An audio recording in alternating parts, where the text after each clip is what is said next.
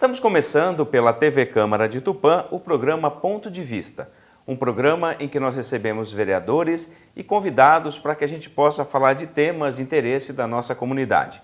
E hoje nós vamos falar de temas extremamente importantes para quem utiliza as redes sociais, para quem trabalha, ou seja, utilizar esse espaço para vendas, para desenvolver as suas ações. Para tratar sobre esse assunto, nós temos a presença do vereador Lucas Ratano, coordenador da TV Câmara de Tupã, e temos um convidado especial, o Vitor Palandi, ele que é um copywriter, escritor, palestrante, professor e que vai contar para a gente um pouco da sua história e da trajetória para que a gente possa aí, conhecer um pouco mais sobre esse mundo aí da internet. Lucas, primeiramente seja bem-vindo e trazer o Vitor, né, uma pessoa que ele é muito conhecido na internet, desenvolve um trabalho muito importante, até Tupã para falar do seu trabalho também. Obrigado, Rogério. Agradecer sempre o espaço que a TV Câmara oferece para que os parlamentares possam trazer aí seus convidados para a gente trazer informação, conteúdo importante para a população de Tupã, e agradecer o Vitor também, veio de São Paulo até aqui para poder ter alguns eventos aqui na cidade e também conceder essa entrevista à nossa TV Câmara. Obrigado. Vitor, obrigado pela sua vinda, seja bem-vindo à cidade de Tupã e conhecer um pouco da sua história também, né, e como a tecnologia aí faz parte da sua vida. Sim, show de bola. Obrigado pelo convite, obrigado, Lucas. É muito legal estar aqui e mostrar um pouquinho desse outro lado da comunicação, né, que muita gente ainda não conhece, mas que nós somos impactados diariamente por ela, por suas técnicas, por suas estratégias aí que publicitários estão sempre colocando em prática, né, que a gente vê muito na internet por aí. Bom, conhecer um pouquinho da sua história, né, para a gente depois entrar na questão dos livros, do seu trabalho. Você é de São Paulo, né? Conta um pouquinho para a gente essa trajetória e como que a tecnologia hoje é o seu oxigênio aí de trabalho. Sim, show. Eu sou de São Paulo, da Zona Norte. Eu nasci ali na divisa com Guarulhos, lugar chamado Vila Nova Galvão. E meu pai, ele sempre foi da tecnologia, então ele fez um curso de COBOL, lá na década de 80, meu avô colocou ele lá para fazer, porque tecnologia é o futuro, filho, tem que fazer. Aí ele foi lá e fez, estava certo, acertou na mosca. E meu pai se achou também, então deu um match ali perfeito. E meu pai sempre foi aqueles caras que usaram a tecnologia desde o princípio, né? Então, quando teve internet, ele já queria usar a internet logo no começo. Aí ele sempre me instigou a também usar e mexer na internet, entrar nos sites, tudo. Então minha infância foi muito tecnológica e então com 9 anos, 10 anos eu já estava mexendo na internet, já estava fuçando nas coisas. Eu gostava muito de escrever também, então já comecei a escrever meus primeiros textos ali com 10 anos. O que você escrevia? O que você gostava? Eu gostava de escrever ficção no começo, então eu escrevia... Meu primeiro livro, assim, não publicado, ele se chamava As Grandes Aventuras de Roberto Bozo. Olha, porque o Roberto, ele era uma criança que fazia muitas palhaçadas. Aí chamava ele de Bozo por causa disso, por causa do palhaço. E assim, nunca cheguei a publicar, era um livro assim, terrível, né? Mas assim, para uma criança até que vai, né? Mas ali eu percebi que eu gostava, então eu escrevi 13 historinhas desse Roberto. Cheguei a procurar editora, tudo até. Mas acabei não levando em frente, porque foi quando eu tive justamente o meu primeiro contato com a internet em questão de blogs. Foi aí que começou realmente a... Você escrevia para blogs, né? Você gosta de futebol também, né? Isso, eu comecei com futebol. Comecei num blog chamado Futeboteco, que era de futebol, e eu gostava muito de análise tática.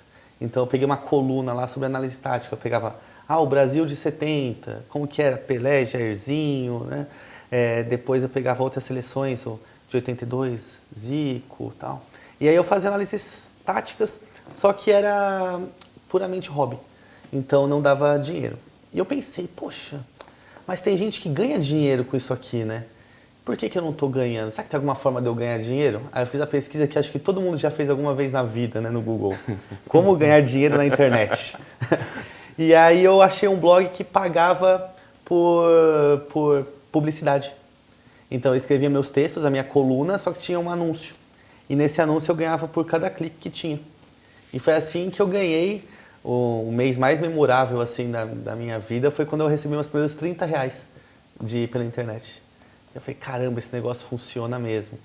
E aí que eu comecei a ir atrás de novas oportunidades dentro do campo Você viu digital. que você podia ganhar trabalhando, usando a internet. Isso, eu percebi que era verdade, né? Aqueles R$ 30 materializaram o meu sonho, né? Ao mesmo tempo, você buscou sua formação também, né? Jornalismo, outras áreas. Eu sempre fui meio perdido. Eu queria ser jornalista. Meu sonho era me tornar jornalista esportivo. E porque eu falava, poxa, eu fico falando de futebol de graça. Imagina eu passar 1 hora na TV falando de futebol e sendo pago. Aí eu falei, é meu sonho, é isso aí que eu quero, né? Então eu comecei na internet muito pensando nisso. Então eu escrevia para blog, na Futeboteco, depois esse outro, pensando em ter uma experiência para quando eu me tornasse jornalista de fato. Já ter um background, né? Mas a vida foi levando para outros caminhos. Eu fiz técnico, não tinha técnico em jornalismo, acho que ainda não tem, né? Técnico em jornalismo. Não, técnico não. Graduação. Só graduação, né? Então acabei fazendo técnico em nutrição. Porque esporte, né? Nutrição esportiva também tinha uma relação. Aí eu fiz técnico em nutrição, mas eu não gostei muito da experiência, porque tem muitas questões de leis, não tanta parte que eu gostava, mais clínica, mais esportiva, assim.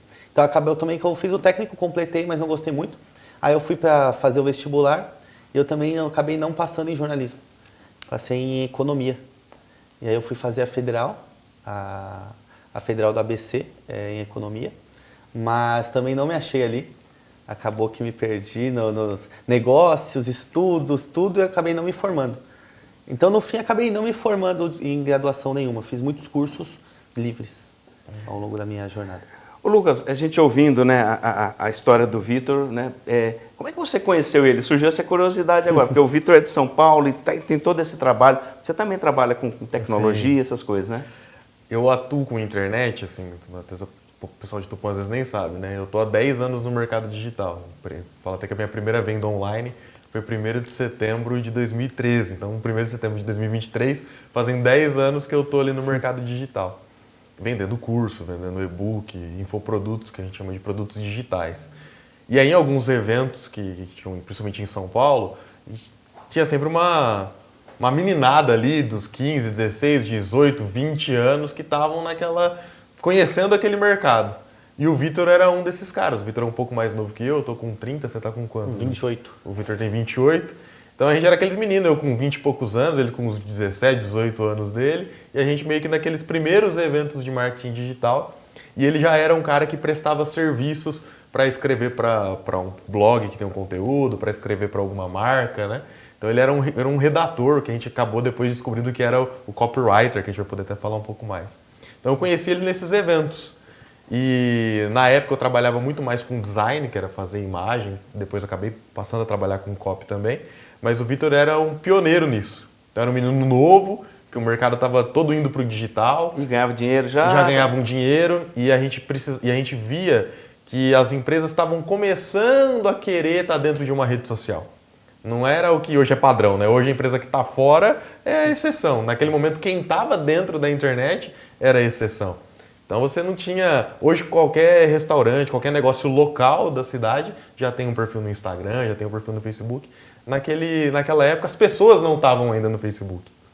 Então a gente tinha um mercado muito iniciante ali, estava todo mundo aprendendo e se conhecendo. Então a gente tinha alguns amigos em comum, Douglas Souza, outras pessoas É que... uma amizade de 10 anos já, por aí, ligada por aí. pela tecnologia. Eu brinco que o Vitor, que se derreter ele fazia uns 3 Vitor daquela época. Era um menininho magrinho e tal, e começando no mercado. Então aí que a gente começou a entender o que era a copy, entender o que é um mercado publicitário digital.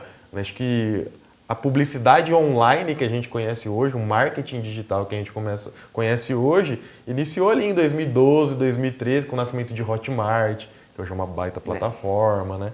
Então, assim, é nesse contexto, dessa comunidade que estava criando naquele momento, que a gente conheceu esses caras, como o Vitor e tudo mais. Legal. Ô, Vitor, tem aqui, ó, esse é o seu primeiro livro, né? Primeiro livro. Copywriting Descomplicado. Então, esse é o primeiro livro, você encontra aí em várias plataformas para adquirir esse livro. E aí eu já queria te perguntar, né?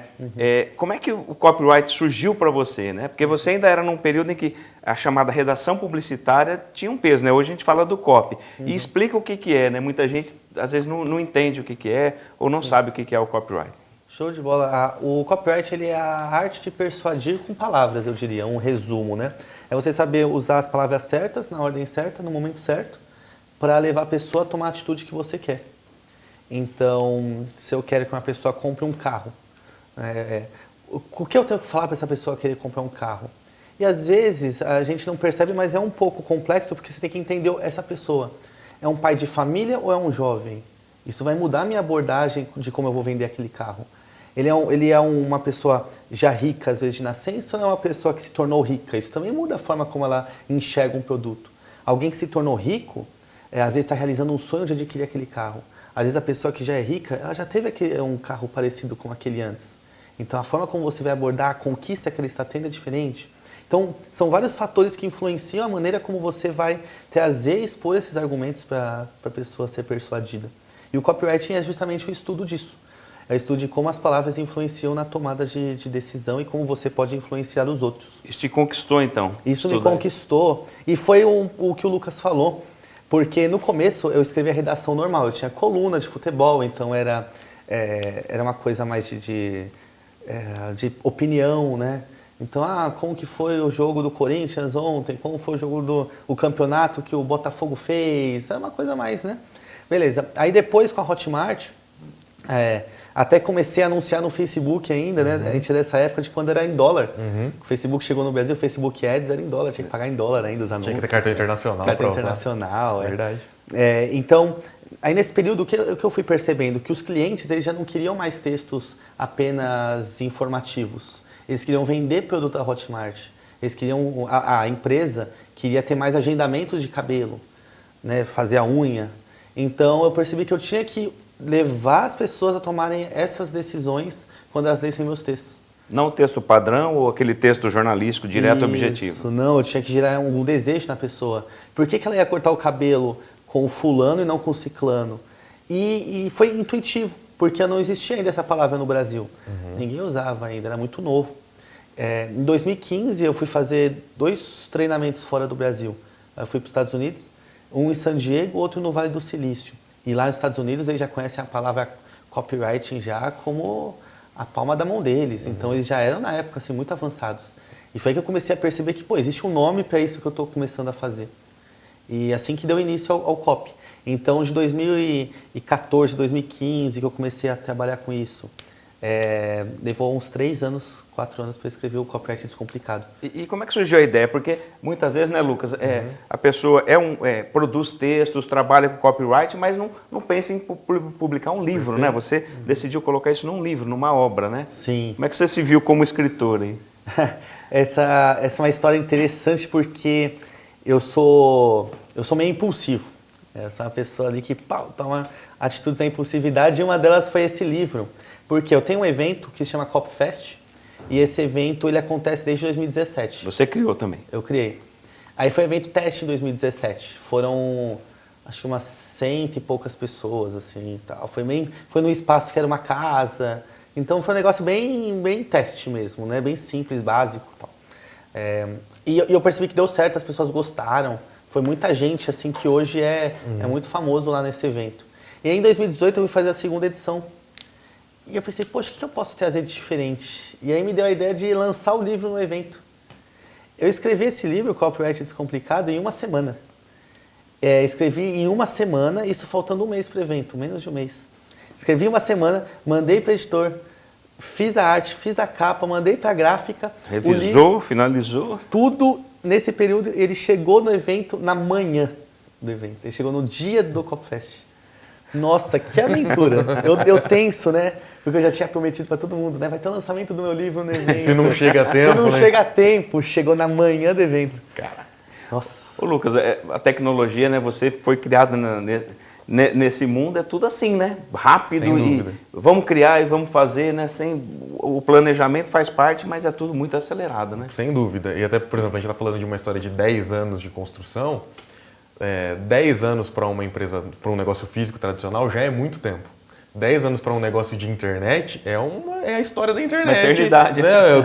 Do ecossistema de marketing digital é a história inteira desse mercado. Então, a gente está falando assim de empresas que nasceram, sobreviveram e viveram toda essa história do nascimento de Hotmart, Monetize, quem conhece as plataformas, KiwiFi, Bripe, são todas nascidas nesse intervalo de tempo. Todas essas grandes marcas. Então a gente tem o Vitor aqui, que sobreviveu todo esse período, mostra também o talento dele, o respeito que o mercado tem por ele, porque um monte de cara aparece e morre. E a gente tem caras que continuaram todo esse período de tempo, isso é importante. E uma pergunta que o Vitor soube explicar muito bem, que é a grande diferença de copy para redação publicitária, é essa possibilidade ou essa capacidade que um texto de copy tem de gerar uma ação. Que claro que no mercado publicitário é fazer a venda, por exemplo. Mas pode ser ganhar um like, pode ser gerar um comentário. É fazer com que quem tem contato com aquele texto tenha uma ação. Por um impulso emocional, pode ser, ele gere uma determinada ação. Que é diferente de um texto que só me informa. Às vezes um texto que só me informa, eu saí dele satisfeito de receber aquele conteúdo. Um texto de copy, ele é necessário que o cara, ao sair dele, saia de lá tomando uma ação. Pode ser um clique num botão, que pode ser um compartilhamento, que pode ser uma compra. Essa é a grande diferença, gerar ações por meio de um texto. Persuadir alguém a ter um comportamento que eu quero que ele tenha e que eu coloquei isso no papel na ordem certa, nas palavras corretas, para gerar aquele tipo de emoção, para ter aquela ação como resultado. O Lucas falou algo que é muito importante, né? Que além do texto, né, te gera algo ali que você pratica uma ação. O copywriting quem pode produzir um texto de copyright? É só redator, publicitário, jornalista? E a função? É só para vendas ou ele serve para a vida toda? O copy, ele serve para todas as áreas, basicamente. Porque, como ele falou, tem que gerar uma ação e essa ação ela tem que ser claramente mensurável. Então, isso é uma diferença também para o branding. Né? Que o branding é uma construção de longo prazo. Então, o McDonald's faz um monte de anúncios só para você ficar lembrando do McDonald's, a Coca-Cola também. Eles não falam lá, né, compre uma Coca-Cola agora. Não tem uma call to action, uma chamada para ação. É um trabalho de lembrança da marca. O copy não, o copy ele não liga muito para isso. O foco dele é de fato gerar uma ação. Então no Brasil, acho que o grande nome disso é a Polishop. Polishop é uma empresa que também está há muito tempo, né, e ela nos ensina muito com aqueles vídeos promocionais, né, que passaram na TV. Nem sei, ainda passa, né? Passa ainda. Então, assim, a Polishop é um exemplo muito forte disso. Nos Estados Unidos, isso é um mercado enorme. Né? Eu gosto de, às vezes, para os Estados Unidos, chegar de noite, meia-noite, 1h da manhã, eu ligo a TV, aí só passa isso. Aí é um atrás do outro. Eu falo, caraca, quanta aula, né, que os caras dão. Isso é estratégico. A empresa ou a pessoa que quer divulgar o seu produto ou a si mesmo, né? Hoje as pessoas se tornam a sua própria marca, né, muitas vezes, nas redes sociais. Ela tem que entender isso, claro. Ela quer fortalecer, ela quer convencer, ela quer persuadir, ela quer conquistar, tudo isso. Exatamente, tem que planejar certinho. Olha, essas estratégias aqui eu vou fazer para brand, eu vou pensar em fortalecer a marca, mas eu vou ter isso aqui no meu funil que vai ser para gerar uma ação imediata, então eu vou intercalar as ações. São aquelas etapas do funil de conquista, de fazer a pessoa acompanhar. E o copy você pode usar para qualquer área da sua vida. Você pode, por exemplo, vamos supor que você quer pegar um carro emprestado do seu pai. Você sabe que aquele carro é o xodozinho do seu pai. Você tem que pensar, putz, o que eu tenho que falar para ele se sentir confortável a me emprestar esse carro? Então, aí você começa a entrar nas técnicas de persuasão. Bom, eu tenho que fazer meu pai confiar em mim. Então eu tenho que eliminar as objeções dele. Quais seriam as objeções que meu pai teria em emprestar um carro dele para mim? O carro que ele tanto ama. Ele pode pensar que eu vou bater o carro. Então, eu tenho que falar algum argumento para deixar ele mais tranquilo em relação a isso. O carro pode ser roubado, então eu vou falar para ele que eu vou colocar no estacionamento com seguro, não vou deixar na rua, para eliminar essa objeção. Ele pode achar que eu vou voltar embriagado, que eu posso, às vezes, fazer alguma loucura com o carro. Não, eu tenho que mostrar para ele que não, eu sou uma pessoa segura, confiável, então... Você vê como que é a mesma construção... Quer dizer, entre o desejo e o objetivo tem tudo isso que passa... Tem tudo isso. E às vezes a gente faz de maneira intuitiva. Tem grandes vendedores, né, que a gente percebe que nunca estudaram copy especificamente. Nunca pararam para ler um livro de persuasão. Mas eles são ótimos. Porque eles aprendem com a vida, né? É uma coisa de intuição, aquele grande vendedor. Mas, claro, se você parar para estudar e você entender, por isso que qualquer pessoa pode ser copy. Então a gente tem no Brasil grandes copywriters... Tem radiologista, que é um cara que escreveu uma das copies mais vendidas do Brasil, radiologista. Tem uma grande copywriter agora brasileira que é química, ela fez faculdade de química. Tem um cara que eu conheci da Empíricos, que também tinha uma copy que vendeu 17 milhões, acho que no lançamento, muitos milhões. E ele fez administração. Empíricos, Rogério, é a empresa da Betina, lembra da Betina? Betina, Nossa, lembro. é verdade. Então, para quem acompanhou aí o caso da Betina, Empíricos é a empresa que vende aquelas análises e relatórios da Bolsa, e que teve aquele vídeo famoso caso da Betina. Então, ele teve contato com um dos copywriters que produzem aqueles anúncios que a Empíricos O Lucas faz. lembrou de uma coisa, na história da Betina. Isso Hoje, trabalhar na internet, igual ele falou com a questão do copy, é preciso também um cuidado, né? Porque a Betina subiu meteoricamente e uma falha ali que aconteceu, uma má interpretação do que se fala hoje nas redes sociais, pode também trazer um problema. Por isso é importante conhecer. Exatamente, é importante conhecer. E entender a conexão com o público. Um avanço que eu vejo do copy é cada vez mais as pessoas entenderem o contexto como um todo, né? Porque tem que analisar a pessoa que está falando, o momento que ela está falando, o contexto histórico que está inserido, aquele texto. Às vezes, um mesmo texto, pré-pandemia e pós-pandemia, vão ter interpretações bem diferentes por causa do contexto histórico. Então, o bom copywriter é aquele que não só aprende técnica, que aprender técnica você decora, né? Você vê aquela pessoa que anota tudo e estuda e tal, mas assim, como aplicar isso e entender de maneira 360, né? Onde você está, o país que você está, influencia muito. Então, você falou da pandemia, né? O que causou a pandemia para você, né? Quais os pontos? Lógico, a gente tem a questão toda de saúde e tudo isso, mas profissionalmente, quais foram os pontos positivos e aqueles pontos que você precisou refletir um pouco mais, mudar o rumo aí? Profissionalmente? Profissionalmente, isso. A pandemia ela foi um período bom para quem trabalhava na internet, porque como os lugares fecharam, muita gente acabou comprando online. Então, isso se refletiu em uma perda do medo de passar um cartão de crédito num site, de comprar em plataformas que às vezes não conhecia. Então, o jovem ele já tem uma naturalidade em comprar na internet, mas a gente viu uma entrada muito grande de gente de 40, 50, 60 anos comprando online e comprando com menos medo, né? Isso que é importante. Entendendo que ia receber o produto e se não recebesse, poderia pedir reembolso. Então, assim, não é o fim do mundo hoje em dia você tomar um golpe online, porque você pode pedir o reembolso para a plataforma e tá, Mercado Pago, eu não recebi, devolve meu dinheiro e a plataforma reembolsa. Então, a gente foi vendo essa evolução do comportamento online e isso tornou a recompra muito maior. Então, a pessoa compra uma vez, viu que recebeu, ela compra uma segunda, uma terceira, ela não vai mais numa lojinha às vezes, porque ela tem a conveniência da internet. Então, do ponto de vista profissional, a pandemia ela impulsionou bastante os negócios online, o e-commerce. Lucas, eu percebi também nesse período, a gente está mais próximo, que você também desenvolveu muito o seu trabalho, né? Você é professor e trabalha muito usando a tecnologia. Nesse período também houve um crescimento do seu trabalho. Sem dúvida. O período de pandemia, como o Victor disse, claro, foi um período muito triste por uma questão sanitária, de saúde, perdemos amigos e tudo mais. Mas profissionalmente, para quem trabalha no mercado digital, foi uma grande oportunidade. Normalmente, momentos de crise, eles geram possíveis possibilidades de aproveitar uma oportunidade. E o mercado digital teve esse amadurecimento rápido. Basta ver quantas restaurantes passaram a fazer delivery, por exemplo. Você viu um boom disso, aplicativos de delivery. Aqui em Tupã você tinha e de repente você tinha 6 aplicativos de delivery na cidade, todos operando, com muitos entregadores nas ruas. Então, era algo que a gente via só em cidade grande, tantos motoboys. Hoje a gente tem também aqui no interior. Então, isso realmente acelerou muito esse processo digital. Na minha vida, isso trouxe também um caminho novo, que é a educação à distância. Então, eu que era um professor de presencial, tivemos que se adaptar para a educação à distância e isso possibilitou também a gente produzir conteúdo em vídeo que também pode ser comercializado como uma videoaula, uma masterclass, um seminário online que a gente chama de webinário, que é uma possibilidade que antes eu sabia da existência, mas não tinha posto em prática.